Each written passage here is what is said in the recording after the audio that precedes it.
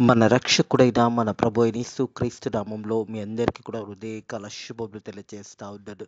ప్రియ దేవుడి సంగమా, దేవుడి ప్రజలరా, మరొకరు దినము చూసే ధన్యత దేవుడు తన కృప చేత మనకు అనుగ్రహించి మనల్ని సజీవులు కలబెట్టిన దేవాతి దేవుడైన మన ప్రభు అయిన యేసుక్రీస్తుకు కృతజ్ఞతాస్తుతులు చెల్లిస్తా ఉన్నాడు. ప్రియ దేవుడి సంగమా, దేవుడి ప్రజలరా, ప్రతిరోజు దేవుడు మనల్ని జ్ఞాపకం చేసుకుంటూ మనల్ని సజీవులు కలబెడుతున్న విధానాన్ని బట్టి నేను ఎంతగానో దేవుడికి కృతజ్ఞతాస్తుతులు చెల్లిస్తా ఉన్నాను.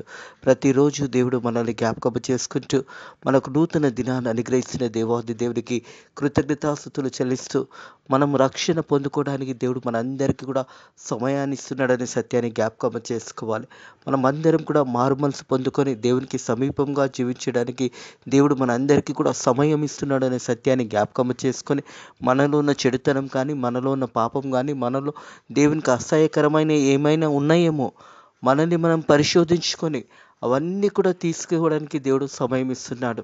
మరి తీసుకునే మనము దేవుని సన్నిధిలో ఏదైతే వదులుకోవాలనో అది వదులుకొని, ఏదైతే అత్తుకోవాలనో అది అత్తుకొని జీవించడానికి దేవుడు నీకు నాకు సమయం ఇస్తున్నాడనే సత్యాన్ని జ్ఞాపకం చేసుకోవాలని ప్రభు పేరిట తెలియజేస్తూ ఉంటారు. ప్రియ దేవుడి సంగమా, దేవుడి ప్రజల లెంట్ కాలంలో మనం ప్రవేశించి ఉన్నాము.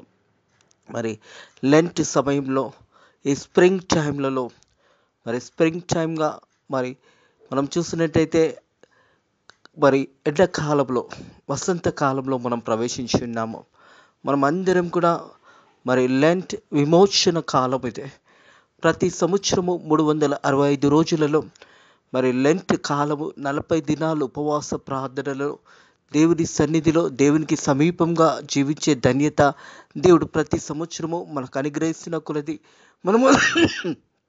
మనమందరం కూడా దేవుని సన్నిధిలో ఉపవాసం ఉండి దేవుని సన్నిధిలో మనల్ని మనం కనపరుచుకుంటూ దేవునిని మహిమపరచవలసిన సమయం అనే సత్యాన్ని జ్ఞాపకం చేసుకోవాలి. వసంత కాలము, చిగురించే కాలము. ప్రియ దేవుని సంగమా, దేవుని ప్రజలరా, మనం చూస్తూ ఉంటాము. ఈ వసంత కాలంలో మన చుట్టూ ఉన్న చెట్లను ఒకసారి పరిశోధించినట్టయితే అవన్నీ కూడా ఆ పాత స్వభావము, ఆకులన్నీ కూడా రాలిపోయి మరి నూతన చిగురింపు ఆ చెట్లలో కనిపిస్తుంది. అలాగే మన ఆత్మీయ జీవితంలో కూడా పాతదంతా కూడా గతించిపోయి మనలో చిగురింపు అనేది కావాలి. నూతన చిగురింపు అనేది ప్రతి ఒక్కరి జీవితంలో చాలా ప్రాముఖ్యమైనది. ఈ మండల కాలంలో, ఈ ఉపవాస దినములలో మరి 40 దినాలు ఉపవాస ప్రార్థనలు మనం చూసినట్టయితే మొదటగా మరి ఆ కాలంలో మరి 48 గంటలు ఉపవాసంలో ప్రార్థనలో ఉండేవారు. మరి యేసు ప్రభు శిలువ మరణాన్ని జ్ఞాపకము చేసుకుంటూ, యేసు ప్రభు పడిన శ్రమనంతా కూడా జ్ఞాపకము చేసుకుంటూ మరి 48 గంటలు మరి ఉపవాస ప్రార్థనలో ఉండేవారు. ఆ తర్వాత మరి పెద్దలు అందరూ కూడా ఒక దగ్గర కూర్చొని మరి దేవాది దేవుడు ప్రభు అయిన యేసుక్రీస్తు యొక్క శ్రమను మనం 48 గంటలు కాదు కానీ మరి 40 రోజులుగా వారు నిర్ణయించడం జరిగింది. ఆ సమయం నుంచి మరి 40 దినాలు ఉపవాస ప్రార్థనలు చాటించబడి ఉన్న సత్యాన్ని జ్ఞాపకం చేసుకోవాలి. అదే రీతిగా మనం చూస్తాము, ప్రచండ వర్షము చేత నోవా కాలంలో 40 పగలు 40 రాత్రులు వర్షం కురిపించడం ద్వారా, అలాగే మోషే దేవాది దేవుని దగ్గర 40 దినాలు మరి దేవుని సన్నిధిలో గడిపి ఉపవాసం ఉండి మరి నీళ్లు కూడా ఏది కూడా తీసుకోకుండా మరి 40 దినాలు దేవునితో గడిపి మరి 10 ఆజ్ఞలను తీసుకొని రావడం జరిగింది. ప్రియ దేవుని సంగమా, దేవుని ప్రజల ఆ సమయంలో మోషేకు కూడా తెలియదు మరి మోషే యొక్క ముఖం అన్నది ప్రకాశించబడినదని.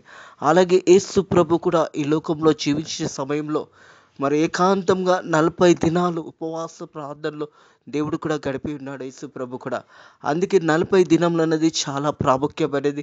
మరి యొక్క వసంత కాలము, చిగురించే కాలము, మనందరి జీవితంలో చిగురింపు కావాలి. మరి 365 రోజులలో ఈ 40 దినాలు మనల్ని మనం సరిదిద్దుకొని, మనలో ఏదైనా తప్పు ఉంటే, మనలో ఏదైనా పాపం ఉంటే, మనలో ఏదైనా అసూయ ఉంటే, మనలో ఏదైనా కోపం ఉంటే అవన్నీ కూడా తీసివేసుకొని దేవుని చిత్తానుసారంగా జీవించడానికి ఈ లెంట్ కాలం అనేది మనకెంతో ప్రాముఖ్యమైనది సత్యాన్ని జ్ఞాపకం చేసుకోవాలి. లెంట్ కాలంలో మనం ఇతరులను క్షమించే బిడ్డలుగా నేర్చుకోవాలి. మనము క్షమాపణ ఇతరుల ద్వారా మనం కూడా క్షమాపణ పొందుకునే వారుగా ఉండాలి. ఇతరుల గురించి ప్రార్థన చేసేవారుగా ఉండాలి. ఇతరుల గురించి మన వారి యొక్క ఆపదలో సమస్యల నుంచి మొరపెట్టే బిడ్డలుగా ఉండాలనే సత్యాన్ని జ్ఞాపకం చేసుకోవాలని ప్రభు పేరిట తెలియజేస్తా ఉన్నాను.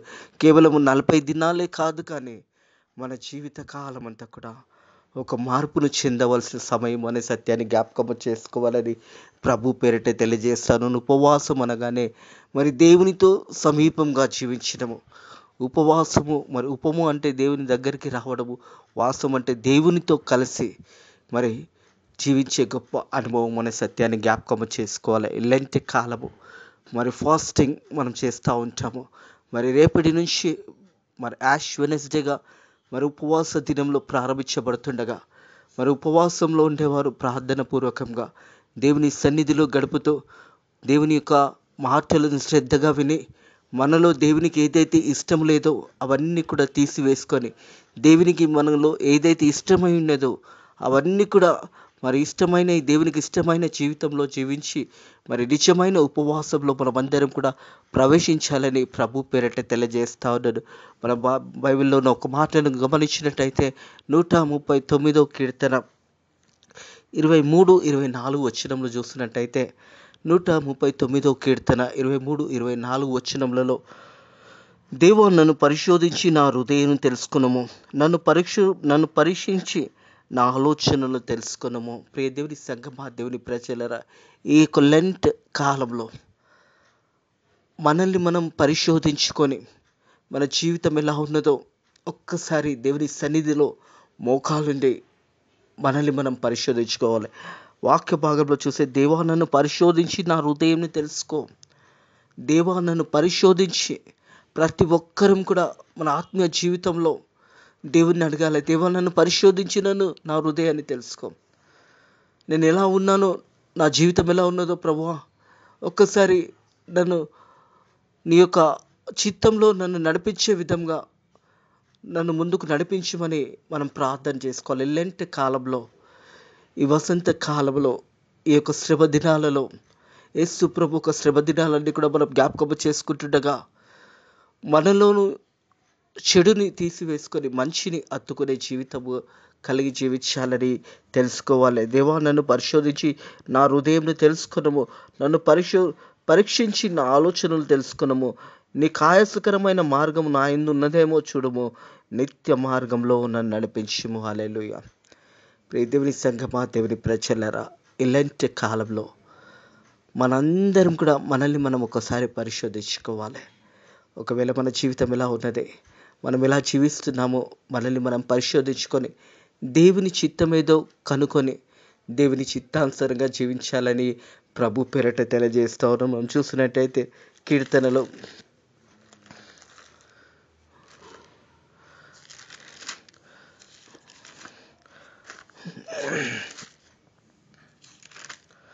5వ కీర్తన 8వ వచనం, యెహోవా నాకు పోంచి ఉన్న వారిని బట్టి నీ నిత్యానుసరంగా నన్ను నడిపించుము, నీ మార్గంలో నాకు స్పష్టంగా కనపరచుము. ప్రియ దేవుని సంగమా, దేవుని ప్రజలరా, దేవుని మార్గంలో మనకు తెలవబడాలి అంటే మొదట మన ప్రవక్తన అంతటి మీద దేవునికి అధికారం ఇవ్వాలి. మనం చూసినట్టయితే సామెతల గ్రంథము 3వ అధ్యాయము, సామెతల గ్రంథం 3వ అధ్యాయము 5వ వచనం, నీ సమృద్ధిని ఆధారం చేసుకొనక నీ పూర్ణ హృదయంతో యెహోవా యందు నమ్మకించుము, నీ పూర్ణ హృదయంతో యెహోవా యందు నమ్మకించుము. మన ప్రవక్తనంతటి కూడా మన సమృద్ధిని ఆధారం చేసుకొనక దేవుని మీద ఆధారపడటము. ఇలాంటి కాలంలో మనల్ని మనం పరిశోధించుకుంటూ మన ఆలోచనలు కానీ మన తలంపులు కానీ అన్నీ కూడా దేవునికి తెలియజేసినప్పుడు, మన సొంత నిర్ణయాలు తీసుకోకుండా మనం ఏదైనా చేయాలని ఉద్దేశించినప్పుడు, ఏదైనా పని ప్రారంభించాలని ఉద్దేశించినప్పుడు మొదట మనం దేవునికి తెలియచేయాలి.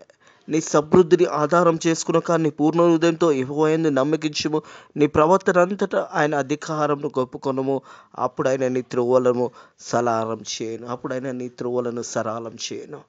దేవుని సంగమా, దేవుని ప్రజలరా, మన మార్గాలు సరళం చేయబడాలంటే మన ఆలోచనలంతా కూడా దేవునికి తెలియచేయాలి. ప్రార్థన చేయాలి.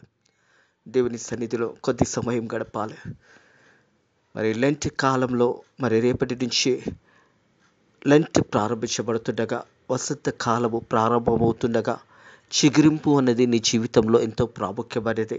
ప్రతి ఒక్క మానవుని యొక్క జీవితంలో మరి యొక్క లెంట్ కాలము, ఈ 40 దినాలు ఉపవాస ప్రార్థనల ద్వారా దేవునికి సమీపంగా జీవించడం ద్వారా మన జీవితాలు మార్చబడతాయి, మన బ్రతుకులు మార్చబడతాయి. ప్రతిరోజు మరి ఉదయ కాలంలో దేవుని వెతికే అనుభవం కావాలి. ఉపవాసం ఉన్నప్పుడు కొద్ది సమయమైనా, ఒక గంట సేపైనా ఏకాంతంగా దేవునితో గడిపే అనుభవం కావాలి. దేవుని సన్నిధిలో మనల్ని మనం కనపరుచుకునే అనుభవం కావాలి. ఇతరులని క్షమించాలి, ఇతరుల గురించి ప్రార్థన చేయాలి. ఈ యొక్క లెంట్ కాలం అంతా కూడా మనల్ని మనం సరిదిద్దు చేసుకుంటూ, ఈ 40 దినాలే కాదు కానీ మన జీవిత కాలం అంతా కూడా అలాంటి మార్పును పొందుకోవాలి. ఎందుకు ఈ 40 దినాలు ప్రాముఖ్యమైనవి అంటే, మనం తెలిసి తెలియక కూడా ఏదైనా తప్పు చేసినప్పుడు దేవుని సన్నిధిలో మొరపెట్టుకునే సమయం ఇదే. దేవుని సన్నిధిలో ఉపవాసం ఉండి మనం దేవుని సన్నిధిలో మనల్ని మనం కనపరుచుకోవాల్సిన సమయం అనే సత్యాన్ని జ్ఞాపకము చేసుకోవాలి. ఓఎల్ గ్రంథము చూసినట్టయితే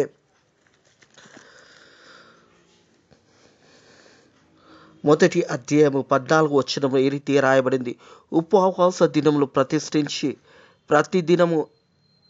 ప్రతిదినము ఏర్పరచుకునడి యెహోవాని బతుమాలుకున్నటకు మరి పెద్దల దేశంలో జనులందరూ మీ దేవుడైన యెహోవా మందిరంలో సమకూర్చుకునండి. దేవుని యొక్క మందిరంలో మనమందరం కూడా సమకూర్చుకోవాల్సిన సమయము. వీలైనంత వరకు ఒకవేళ మీరు దేవుని వాక్యము వినడానికి ప్రయత్నం చేయండి. 40 దినాలు వీలైతే సంఘాలకు వెళ్ళండి. ప్రతిరోజు మరి సంఘాలలో ఆరాధన జరుగుతూ ఉంటుంది. మరి దేవుని మందిరంలో ప్రతిరోజు గడిపే గొప్ప అనుభవంలోకి మీరందరూ కూడా ప్రవేశించాలని ప్రభు పేరట తెలియజేసి, మీ దేవుడైన యెహోవా మందిరంలో సమకూర్చుకునండి. దేవుని మందిరానికి వెళ్ళి దేవుని ఘనపరిచి దేవుని మహిమపరచవలసిన ఈ సమయం ఇది లెంట్ కాలంలో.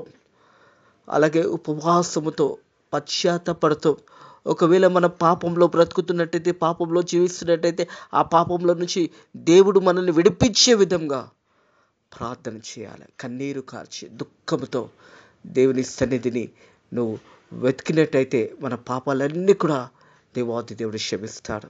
ఒకవేళ ఇంతవరకు నీ పాపంలో క్షమించబడలేదంటే, ఇంతవరకు ఒకవేళ నీ జీవితంలో ఎప్పుడు కూడా యేసయ్యని నీ పాపంలో గురించి నువ్వు ఒప్పుకున్నట్టయితే, ఇది అనుకూల సమయము, ఇది మంచి సమయం అనే సత్యాన్ని జ్ఞాపకం చేసుకోవాలి. అలాగే ఓఎల్ గ్రంథం 2వ అధ్యాయము 12వ వచనం చూసినట్టయితే, ఇప్పుడు మీరు ఉపవాసం ఉండి కన్నీరు విడిచుచు దుఃఖించుచు మనస్పూర్వకంగా తిరిగి నా యొద్దకు రండి. మనస్పూర్వకంగా దేవుని యొద్దకు రావడము, ఉపవాసంతోని దేవుని సన్నిధికి వచ్చి మనల్ని మనం కనపరుచుకుంటూ దేవుని మహిమపరుస్తూ, అలాగే చూసినట్టయితే ఇప్పుడు మీరు ఉపవాసం ఉండి కన్నీరు విడిచుచు దుఃఖించుచు మనస్పూర్వకంగా తిరిగి నా యొద్దకు రండి.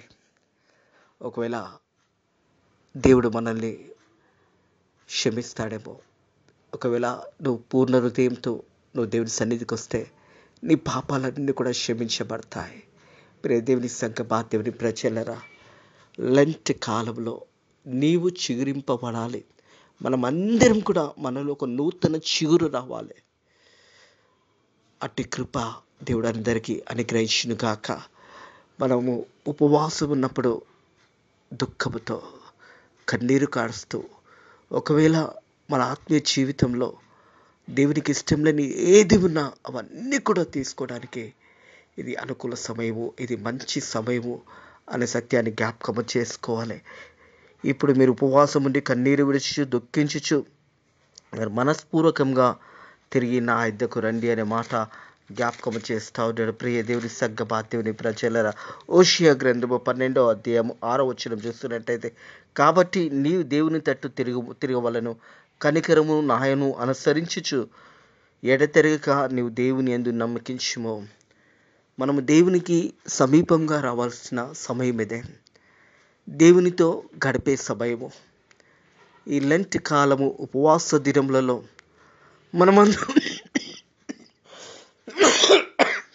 మనమందరం కూడా దేవునికి సమీపంగా జీవించే సమయం ఇదే. అందుకే వాక్యం అంటుంది హోషేయ గ్రంథము 12వ అధ్యాయం 6వ వచనము, కాబట్టి నీవు దేవుని తట్టు తిరగవలెను. మనమందరం కూడా దేవుని తట్టు తిరగవలసిన సమయం ఇదే. దేవునితో గడిపే సమయం ఇదే. ఉపవాసముతో ప్రతి ఒక్కరు కూడా దేవుని గణపరచు, దేవుని మహిమపరిచే సమయం అనే సత్యాన్ని జ్ఞాపకం చేసుకోవాలి. కాబట్టి నీవు దేవుని తట్టు తిరగవలను, కనికరమును న్యాయమును అనుసరించు, ఎడతెరగక నువ్వు దేవుని యందు నమ్మకించుము. ఎడతెరగక మనం దేవుని యందు నమ్మకంగా జీవించేవారుగా ఉండాలి. దేవుడిని ఇంతవరకు దీవించి ఆశీర్వదించిన దేవాది దేవునిని ఘనపరుస్తూ దేవుని సన్నిధిలో గడిపే ప్రాముఖ్యమైన సమయంలో ఎవరు కూడా ఈ సమయాన్ని వ్యర్థం చేసుకోకుండా మరి సమయాన్ని సద్వినియోగం చేసుకొనొచ్చు. దేవుని సన్నిధిలో మిమ్మల్ని మీరు కనపరుచుకొని దేవునిని మహిమపరచవలసిన సమయం అనే సత్యాన్ని జ్ఞాపకం చేసుకోవాలి. అలాగే చూసినట్టయితే హోషేయ గ్రంథం 2వ అధ్యాయం 12వ వచనం, ఇప్పుడైతే మీరు ఉపవాసం ఉండి కన్నీరు విడిచి దుఃఖించుతూ మనస్ఫూర్తిగా తిరిగి నా దగ్గర రండి. ఇది వాక్, ఇది దేవుని యొక్క వాక్ ఉన్నది. ప్రియ దేవుని సంగమా, దేవుని ప్రజలరా, ఒకవేళ మన పాప జీవితంలో, రోత జీవితంలో మనం ఆ శిక్షకు కారకులుగా ఉండకూడదు అనుకుంటే, ఆ ఒక నిత్య నరకానికి వెళ్ళకూడదు అనుకుంటే ఇది అనుకూల సమయము, ఇది మంచి సమయము అనే సత్యాన్ని జ్ఞాపకం చేసుకోవాలి. మీ దేవుడైన యెహోవా కరుణా వాత్సల్యాలు గలవాడు, శాంతిమూర్తి, అత్యంత కృపా గలవాడై ఉండి తన చేయను ఉద్దేశించిన కీడును చేయక పశ్చాత్తాపడిన గనుక మీ వస్త్రములను కాక మీ హృదయాలను చింపుకొని ఆయన తట్టు తిరగండి. మీ వస్త్రాలను కాక మీ హృదయాలను చింపుకొని దేవుని దగ్గరికి రావడము. ప్రియ దేవుని సంగమా, దేవుని ప్రజలరా, వాక్యం తెలియజేస్తుంది పాపం వల్ల వచ్చే జీతం మరణము అని జ్ఞాపకం చేస్తుంది. ప్రభు అయిన యేసు క్రీస్తు ద్వారా నిత్య జీవాన్ని మనకు అనుగ్రహించబడుతుంది అనే సత్యాన్ని జ్ఞాపకం చేసుకోవాలి.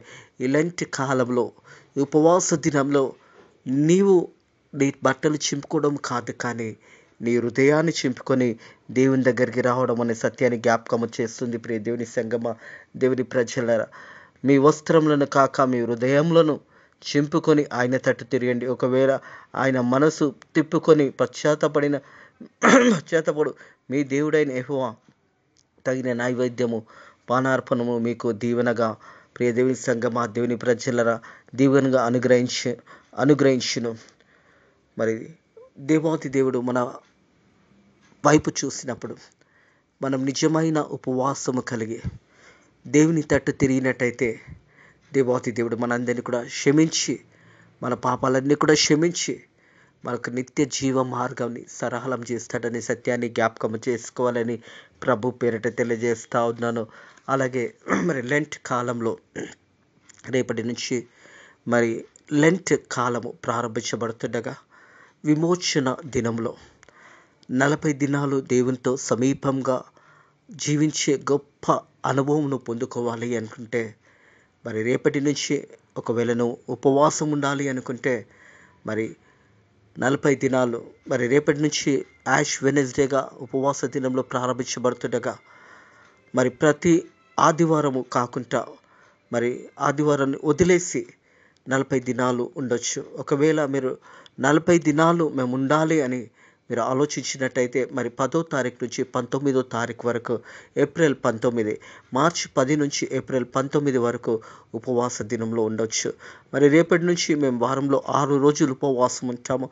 పరిశుద్ధ ఆదివారము మేము ఉపవాసం ఉండము అని అనుకున్నట్టయితే మరి 6 రోజులు ఉపవాసం ఉండి మరి ఆ రీతిగా ఏప్రిల్ 19 వరకు ఉపవాసం ఉండి దేవుని సన్నిధిలో దేవునికి సమీపంగా జీవించే గొప్ప అనుభవం కలిగి జీవించాలని ప్రభు పేరిట తెలియజేస్తా ఉన్నాడు. ప్రియ దేవుని సంగమా, దేవుని ప్రజలరా, ఈ లెంట్ కాలము ఎంతో ప్రాముఖ్యమైనది. అందుకే మనం చదువుకున్న వాక్య భాగంలో చూసినట్టయితే కీర్తనలు 139 కీర్తన 23వ వచనం, దేవా నన్ను పరిశోధించి నా హృదయాన్ని తెలుసుకునము, నన్ను పరీక్షించి నా ఆలోచనలు తెలుసుకునము, నీకు ఆయాసకరమైన మార్గము నా యందు ఉన్నదేమో చూడుము, నిత్య మార్గంలో నన్ను నడిపించుము.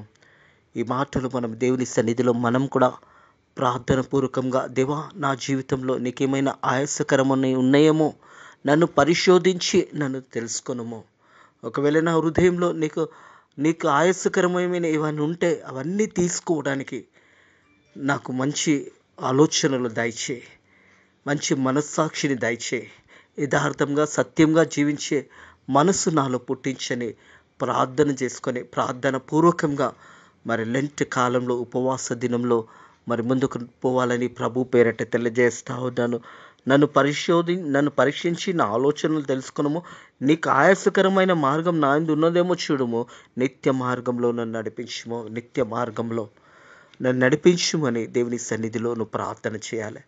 ప్రతి ఒక్కరు కూడా ఏదో ఉపవాసం ఉండాలని కాదు, కానీ మనస్పూర్వకంగా ప్రార్థన పూర్వకంగా దేవుని సన్నిధిలో ప్రార్థన చేసుకొని లెంట్ సీజన్లో, ఈ స్ప్రింగ్ టైంలో, వసంతకాలంలో, విమోచన సమయంలో దేవునితో గడిపే మంచి సమయం ఇదే. ఈ సమయంలో ప్రార్థన పూర్వకంగా మరి లెంట్లో ప్రవేశించండి. ఎవరు కూడా ఏదో ఉండాలని అందరూ ఉంటున్నారు, నేను కూడా ఉండాలని ఆ రీతిగా నువ్వు ఉన్నట్టయితే నీకే ప్రయోజనము ఉండదు, నీకే మేలు కూడా జరగదు నీ జీవితంలో. హృదయపూర్వకంగా, మనస్పూర్వకంగా దేవుని సన్నిధిలో ఈ 40 దినాలు ఉపవాస దినంలో నువ్వు ప్రార్థన పూర్వకంగా ఉన్నట్టయితే అది నీకు ఆశీర్వాదకరము, దీవెనకరము అనే సత్యాన్ని జ్ఞాపకము చేసుకోవాలి. రహస్యమందు నీ తండ్రికి నువ్వు కనపరుచుకునే సమయం ఇదే.